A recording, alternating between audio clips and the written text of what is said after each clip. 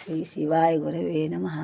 గురవే సర్వలోకానాం భిషజే భవరోగిణాం హృదయే సర్వవిద్యానాం దక్షిణామూర్తయే నమ.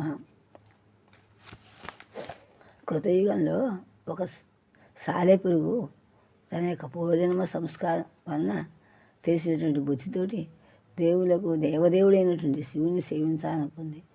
అప్పుడు సువర్ణముఖి నది వచ్చి ఆ నీటి చేత బాగా తడిసిన శరీరంతో బాగా తడిసిపోయిన శరీరంతో దాని నుండి బయటకు వచ్చేటువంటి దారపు పడుసులతో గృహ నిర్మాణకు సంబంధించిన శిల్పకళ నేర్పతనంతో ప్రవర్తించింది.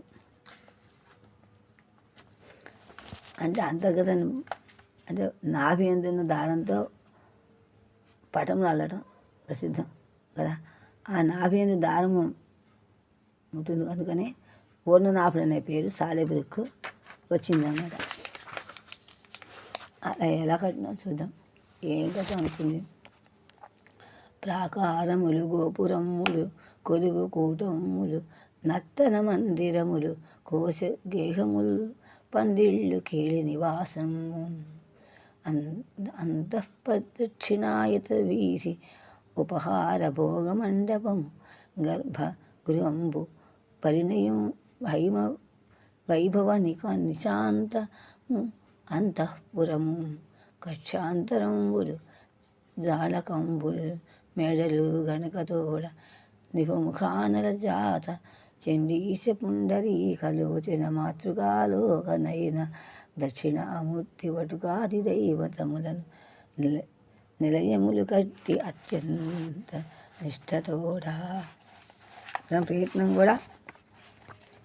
ప్రయత్నం చేస్తూ దేవాలయాల యొక్క చుట్టుగోడలు, దేవాలయ ముఖద్వారాలు, ఆస్థాన మండపాలు, నాట్య మందిరాలు, కోశాగారాలు, పందిళ్ళు, క్రీడా గృహాలు ఇలా ప్రదర్శనం చేయడానికి వీలుగా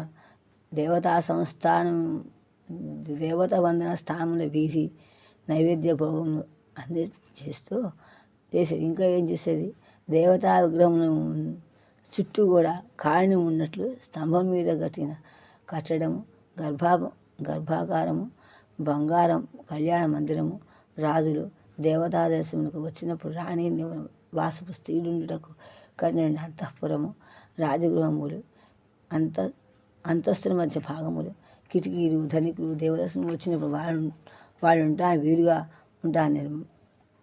కట్టిన మేడలు, వినాయకుడు, కుమారస్వామి, ఈశ్వరుడు, విష్ణుమూర్తి, సప్తమాతృలు, సూర్యుడు అందరినీ దక్షిణామూర్తి, పటుకబెరుడు అన్ని దేవాలయం నిర్మించిందన్నమాట. ఓపికగా చాలా ఓపికగా పూర్వములు